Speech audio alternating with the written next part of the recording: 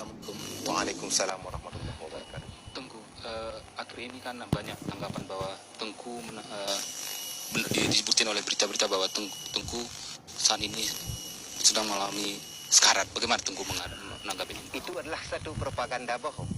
Saya sebagai bangsa Aceh atau sebagai Panglima Angkatan Aceh Merdeka, pada tanggal 16 Januari, saya waktu itu berada di dalam satu sidang atau satu forum dengan panglima-panglima wilayah di Barat Selatan.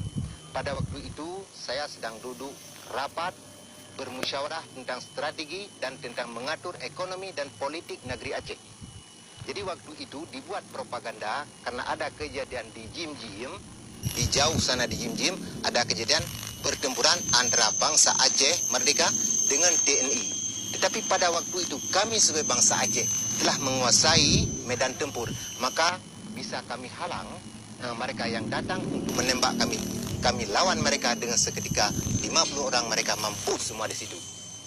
Jadi dibuat propaganda karena mereka telah banyak yang tewas di situ, maka dibuat satu propaganda yang bahwa saya telah ditembak. Padahal itu adalah satu propaganda bohong. Saya sekarang insya Allah masih dipelihara oleh Allah Subhanahu Wa Taala. Masih ada dalam lindungan Allah. Saya sehat walafiat. Kondisi Tengku yang sebenarnya bisa Tengku ceritakan? Bisa. Jadi kondisi macam mana yang dimaksudkan? Ya seperti Tengku ketembak dadanya dan kondisi. Saya bisa membuka dada sekarang. Sebentar ya. Minta maaf. Saya tidak ada kena peluru TNI. Itu adalah satu propaganda bohong yang dilakukan oleh TNI. Sebentar ya. Coba lihat. Dada saya bersih. Tidak ada bekas peluru. Pas kan? Nah, saya sehat. Tidak ada apa-apa. Karena peluru yang dibuat oleh TNI tidak bisa memautkan manusia kalau Allah tidak mengizinkan. Itulah. Tapi memang ini posisi TNI untuk memojokkan Tengku. Itulah propaganda bohong, tidak apa-apa bagi kami Aceh Merdeka. Kami tidak takut. Apapun yang dibuat propaganda oleh TNI, kami tidak terpengaruh. Tengku, mengapa sampai berkembang berita itu? Itu adalah kebiasaan yang dilakukan propaganda oleh TNI untuk melemahkan semangat perjuangan Aceh Merdeka dan kepada orang-orang yang simpatisan untuk membantu perjuangan Aceh Merdeka sahabat kami di luar negeri. Tapi itu semua mereka tidak mungkin dipercaya. Karena apa yang dipropagandakan oleh Jawa itu adalah semua propaganda bohong. Saya sekarang dalam keadaan sehat walafiat dan segar bugar. Dan tidak ada lemah, bagaimanapun caranya kami tidak ada sifat kelemahan untuk melawan imperialis kolonialis Jawa. Itulah. Tengku, ada tuduhan Tengku dipojokkan dalam posisi sebagai RPK pada tahun 76. Bagaimana Tengku menanggapinya? Apa? Saya sebagai anggota RPK? Iya. Itu tidak benar. Saya tidak ada urusan apapun dengan namanya Indonesia. Lahir dari ibu bapak saya menerima pendidikan Aceh. Dan saya tidak ada urusan apapun dengan namanya Indonesia.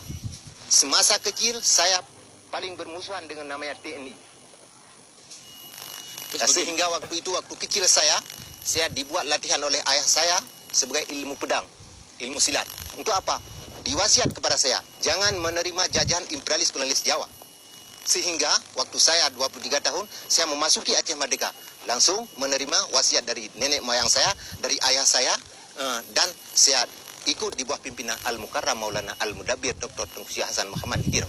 Itulah. Tengku, apakah benar agam dalam saat ini dalam kondisi terjepit? Tidak. Aceh Merdeka tidak pernah terjepit, tetapi yang terjepit adalah rakyat Aceh. Itu yang kami sesali dan kami sayangi. Karena kenapa? Setiap hari bangsa kami ditindak, disiksa, diperkosa, dibantai, dicuri, dikuras harta kami setiap hari. Coba lihat di jalan-jalan raya. Apakah di jalan Takingon ini dan di jalan-jalan PD, Aceh Barat, Aceh Selatan, Aceh Timur, sampai ke Medan sana. Setiap hari bangsa kami dibantai. Dan kami paling sedih lagi karena dibunuh Tengku Nasruddin Daud. Itu adalah guru kami bangsa Aceh. Orang yang kami kasihi, orang yang kami sayangi. Mereka telah membunuh. Yang pertama dibunuh Tengku Bantakia. Yang kedua dibunuh Tengku Nasruddin Daud. Itulah satu perbuatan biadab yang dilakukan atas bangsa Aceh. Tengku, jika Asantiro sebagai wali Nanggro diangkat sebagai pemimpin ini, apakah Tengku itu sebagai panglima militer bersedia dan mati Aceh berada dalam kesatuan Republik Indonesia? Saya dan wali negara tidak menerima Aceh dalam wadah Indonesia.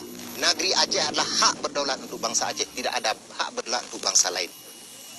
Tentang mengatur negeri Aceh tidak ada hak bagi orang Indonesia. Ini saja hanya hak bagi bangsa kami Aceh. Kami ada 7 hak. Hak darah, hak tanah, hak daulat dan hak menolak penjajahan. Ya Allah, negeri Nanggro Aceh Darussalamnya beri jang aman ya Allah.